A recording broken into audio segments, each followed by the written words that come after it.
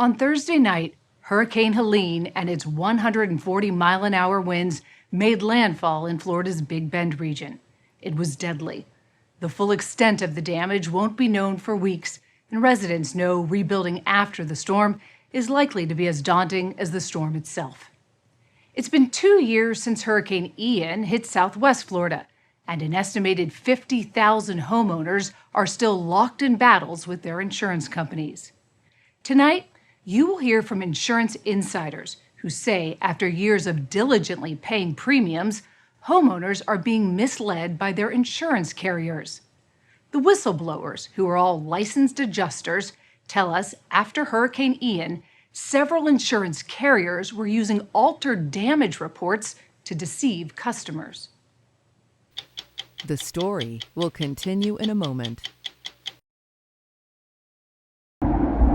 As Hurricane Ian slammed into Florida with 150-mile-an-hour winds, Jeff Rapkin took this video from the porch of his home, about 40 miles south of Sarasota. All the trees are coming down.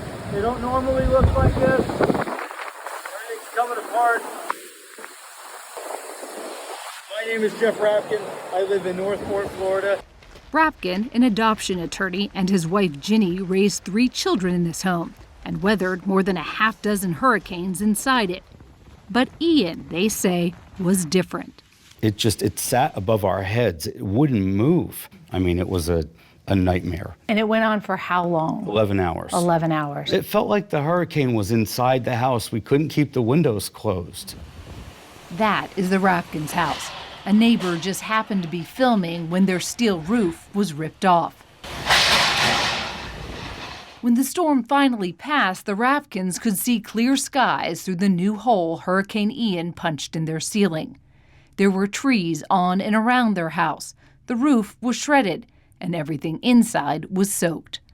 The Rapkins lined up their losses on the curb and called their insurance company, Heritage, to begin the claims process. It sent a licensed adjuster to the house to assess the damage. Did you get the feeling, speaking to him and showing him around the property, that he understood what was happening here, that this was serious? He was really nice. He was thorough, and he said, your house is probably going to need to be completely rebuilt. Which is why the Rapkins were floored when they finally got a check from their insurance company 3 months later. They sent us a report from the adjuster which said that it would cost $15,000 to put our home back to pre-hurricane conditions. They sent you $15,000? $15,000, and so the deductible was taken out, so it was $10,000, and then our public adjuster took $1,000 out, so we had $9,000. When you called and said, $9,000, are you kidding me? What was the reaction? The reaction was, this is the decision we've made, and I started to pray for Mr. Jordan Lee's untimely demise because I was so angry. We found Mr. Jordan Lee very much alive. Do you remember the Rapkin family? Yes, ma'am. Lee is the adjuster who went to the Rapkins' home after the storm. What do you remember about them? Their property, a 2-story home, metal roof that was blown off by Hurricane Ian, and the interior of the home was it was soaked. Jordan Lee has been a licensed adjuster in Florida since 2017. After major disasters, most insurance companies use third-party firms who hire adjusters like Lee to help them with the thousands of claims. Lee says after he assesses a home, he always leaves his cell phone number with the homeowners so they can call him if they have any questions. After Hurricane Ian, homeowners did. What were they saying?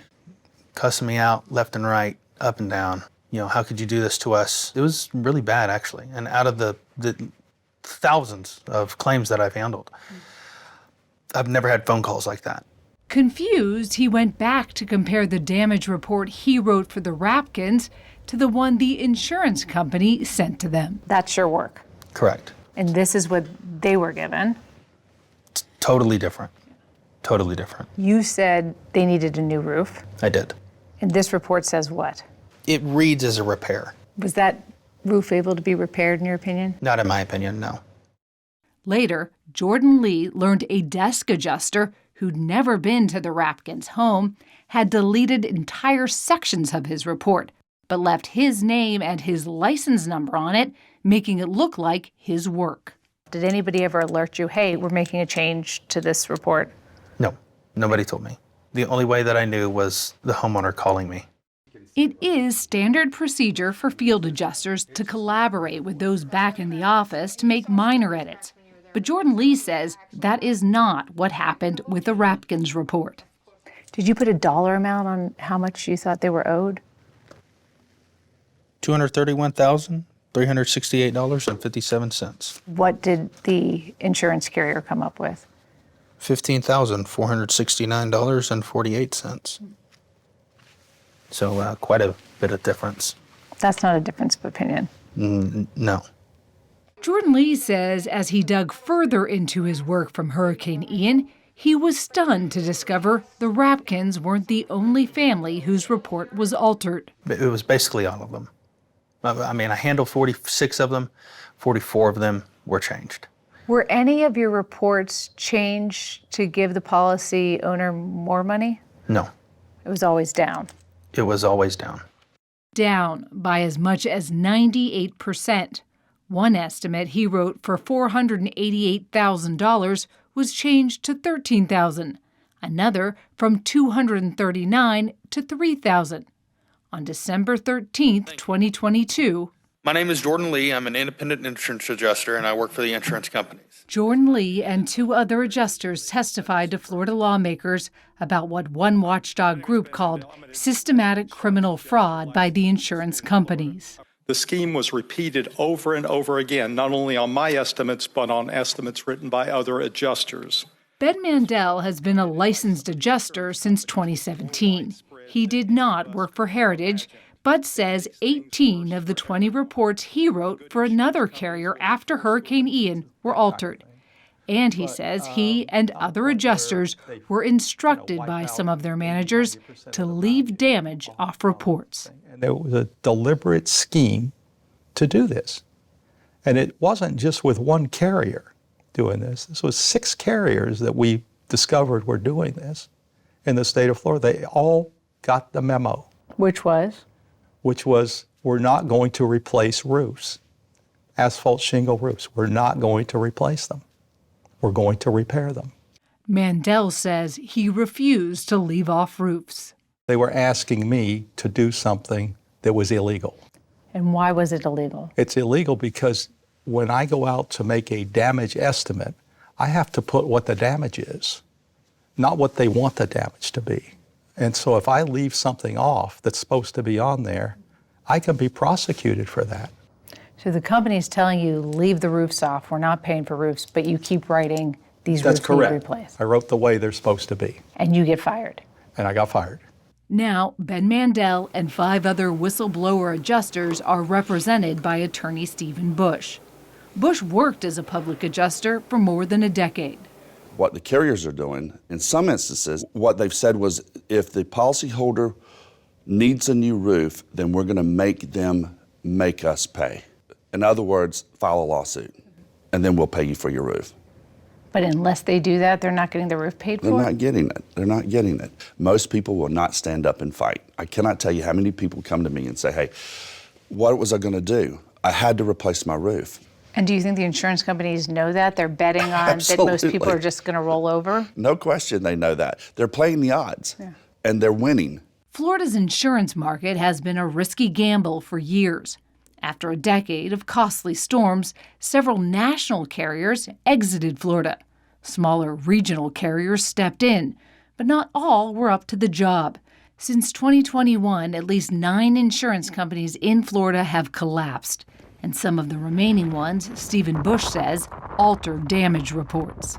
And is it just in Florida? I now have evidence in 6 different states of where carriers are manipulating the estimates, changing them, and then misrepresenting to policyholders that it's the work product of the field adjuster. And do most times the policy owner have any idea they Policyholder has no clue. Yeah, there's almost no transparency in the claims process.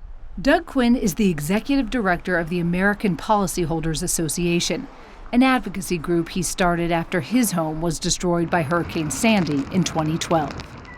The victims of insurer fraud are the last people to find out that they were victims of insurer fraud. So when the insurance carriers say, look, it's our right, we're allowed to go back in there and do what we want to these adjuster reports, you would say, You're not allowed to take somebody who has dutifully paid premiums for years, and when they need their insurance, cheat them and shave 70, 80, or 90% off their claim. You're not allowed to do that. You are allowed to disagree with, the minutia, but coming in to that degree and faking the facts on a claim is not acceptable, and there should be legal consequences for that. If you really want to see change in the industry, put somebody in handcuffs. Attorney Stephen Bush says he turned over what he says is evidence of insurer fraud to state investigators, and Florida opened a criminal investigation. But 2 years after the storm, Florida's made no arrests. we know fraud's investigated all the time when it comes to homeowners, right? If you put in a false claim. Contractors and public adjusters, everybody who's aligned with the consumer who costs the insurance industry money. Those cases get investigated and prosecuted rather quickly and aggressively. All we are asking is that cases that are alleged to be perpetrated by the insurance carriers or the vendors that they hire are just as aggressively investigated and prosecuted when fraud is found. Quinn says it's difficult to know how many policyholders may have been given less money than they were owed. But 2 years after the storm, every unrepaired home and tarp tells a story.